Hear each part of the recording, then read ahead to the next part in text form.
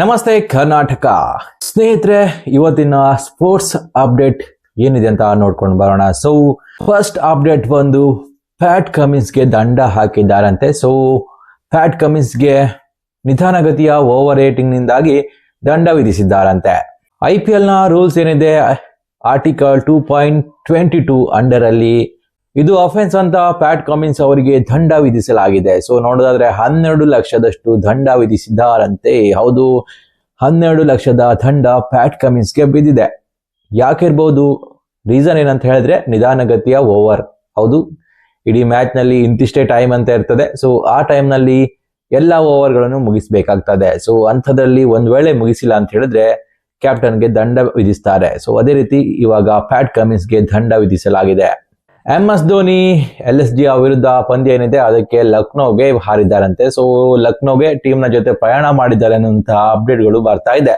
CSK ಪರ ಆಡ್ತಾರೆ ಅನ್ನೋದು ಮಾತ್ರ ಇಲ್ಲಿ ಹುಸಿಯಾದ ವಿಷಯ ಆಗಿರ್ತದೆ. ಯಾಕಂತ ಹೇಳಿದ್ರೆ CSK ಪರ ಅವರು ಆಡೋದಿಲ್ಲ ಅಂತ ಅಪ್ಡೇಟ್ ಬರ್ತಾ ಇದೆ. ಇದು CSK ಅಭಿಮಾನಿಗಳಿಗೆ ಮತ್ತೆ ನಿರಾಶೆ ಮೂಡಿಸಿದೆ. ಸೊ CSK ಅಭಿಮಾನಿಗಳು ತಲಾ ಒಂದಲ್ಲ ಒಂದು ಮ್ಯಾಚ್ ನಲ್ಲಿ ಆಡ್ತಾರೆ ಅಂತ ಕಾಯ್ತಾ ಇದ್ರು. ಬಟ್ ಇವಾಗಿನ ಸ್ಥಿತಿ ನೋಡ್ತಾ ಇದ್ರೆ ಧೋನಿ LSG ವಿರುದ್ಧ ಆಡೋದಿಲ್ಲ ಅನ್ನುವಂತಹ ಅಪ್ಡೇಟ್ ಬರ್ತಾ ಇದೆ. ಯಾಕಿರ್ಬಹುದು ಅಂತ ನೋಡಿದ್ರೆ CSK ಕ್ವಾಲಿಫೈ ಆಗೋಕೆ ತುಂಬಾನೇ ಪ್ರಯತ್ನ ಮಾಡ್ತಾ ಇದೆ. ಅಂತದ್ರಲ್ಲಿ ಟೀಮ್ ನ ಕಾಂಬಿನೇಷನ್ ಚೇಂಜ್ ಮಾಡೋಕೆ ಮ್ಯಾನೇಜ್ಮೆಂಟ್ ಇಷ್ಟಪಡಲ್ಲ ಅಂತೆ. ಸೊ ಅದರಿಂದ ಧೋನಿ ಮತ್ತೆ ಡಗ್ಔಟ್ ನಲ್ಲೇ ಉಳ್ಕೊಳ್ತಾರೆ. ಸೊ ಗ್ರೌಂಡ್ ನಲ್ಲಿ ಮತ್ತೆ ಕಾಣಿಸಿಕೊಳ್ಳೋದಿಲ್ಲ.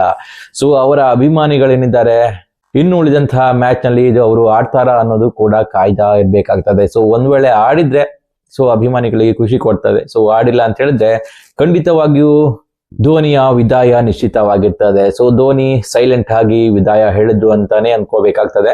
ಇನ್ನು ನೆಕ್ಸ್ಟ್ ಅಪ್ಡೇಟ್ ಬಂದು ಶ್ರೇಯಸ್ ಅಯ್ಯರ್ ಅವರ ಬಗ್ಗೆ ಆಗಿರ್ತದೆ. ನೋಡೋದಾದ್ರೆ ಶ್ರೇಯಸ್ ಅಯ್ಯರ್ ಟೀಮ್ ಇಂಡಿಯಾದ ಕ್ಯಾಪ್ಟನ್ ಆಗ್ತಾರೆ ಅನ್ನುವಂತಹ ಅಪ್ಡೇಟ್ಗಳು ಬರ್ತಾ ಇತ್ತು.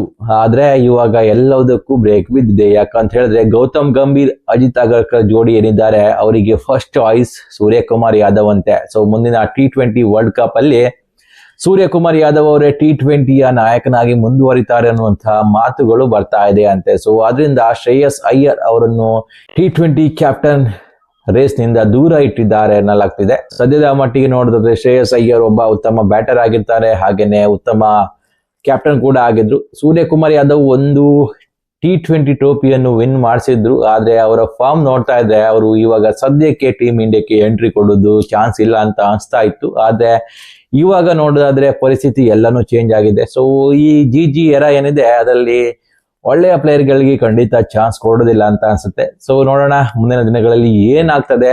ಶ್ರೇಯಸ್ ಅಯ್ಯರ್ಗೆ ಯಾವತ್ತಾದ್ರೂ ಕ್ಯಾಪ್ಟನ್ಸಿ ಪಟ್ಟ ಸಿಗುತ್ತಾ? ಇದೆಲ್ಲದಕ್ಕೂ ಫ್ಯೂಚರೇ ಉತ್ತರ ಕೊಡ್ಬೇಕಾಗ್ತದೆ. ಇನ್ನು ನೆಕ್ಸ್ಟ್ ಅಪ್ಡೇಟ್ ಬರ್ತಾ ಇದೆ, ಅದು IPL ನಿಂದ. ಇದು ತುಂಬಾನೇ ದೊಡ್ಡ ನ್ಯೂಸ್ ಆಗಿದೆ. ಯಾಕಂತ ಹೇಳಿದ್ರೆ IPL ನ ಇಂಪ್ಯಾಕ್ಟ್ ಪ್ಲೇಯರ್ ರೂಲ್ಸ್ ಏನಿದೆ ಅದು ಮುಂದಿನ IPL ನಿಂದ ವಜಾ ಮಾಡಲಾಗುತ್ತದೆ ಅಂತ ಸುದ್ದಿ ಬರ್ತಾ ಇದೆ. ಸೊ ಮುಂದಿನ IPL ನಲ್ಲಿ ಈ ಇಂಪ್ಯಾಕ್ಟ್ ರೂಲ್ಸ್ ಏನಿದೆ ಅದು ಕಾಣ ಸಿಗುವುದಿಲ್ಲ ಅನ್ನುವಂತಹ ಅಪ್ಡೇಟ್ ಬರ್ತಾ ಇದೆ.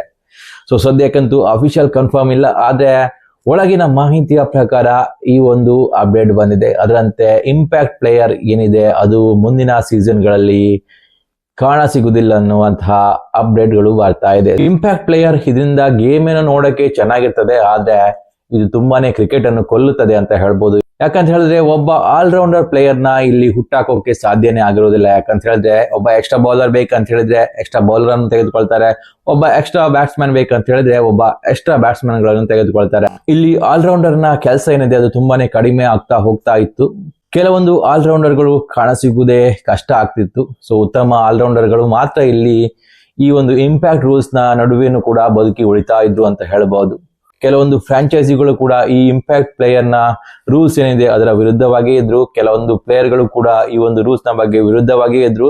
ಆದ್ರೆ ರೂಲ್ಸ್ ಬಂದಿತ್ತು, ಅದರಿಂದ ಫಾಲೋ ಮಾಡಲೇಬೇಕಾಗಿತ್ತು. ಆದ್ರೆ ನೆಕ್ಸ್ಟ್ ಸೀಸನ್ ಇಂದ ಈ ಒಂದು ರೂಲ್ಸ್ ಇರೋದಿಲ್ಲ ಅಂತ ಇವಾಗ ಅಪ್ಡೇಟ್ ಬರ್ತಾ ಇದೆ. ಸೊ ಇದು ಕ್ರಿಕೆಟ್ಗೆ ಒಂದು ಒಳ್ಳೆಯ ಸಂಕೇತ ಅಂತ ಹೇಳ್ಬಹುದು. ಇದರಿಂದ ಪ್ರಾಪರ್ ಆಲ್ರೌಂಡರ್ ಗಳು ಉದಯವಾಗ್ತಾರೆ ಅಂತ ಹೇಳ್ಬಹುದು. ಸೊ ಪ್ರಾಪರ್ ಆಲ್ರೌಂಡರ್ ಇದ್ರೆ ನಮ್ಮ ಟೀಮ್ ಇಂಡಿಯಾಕ್ಕೆ ಮತ್ತೆ ಮಿಡಲ್ ಆರ್ಡರ್ ನಲ್ಲಿ ಸ್ಟ್ರೆಂತ್ ಸಿಗ್ಬಹುದು ಅಂತ ಅನಿಸ್ತಾ ಇದೆ.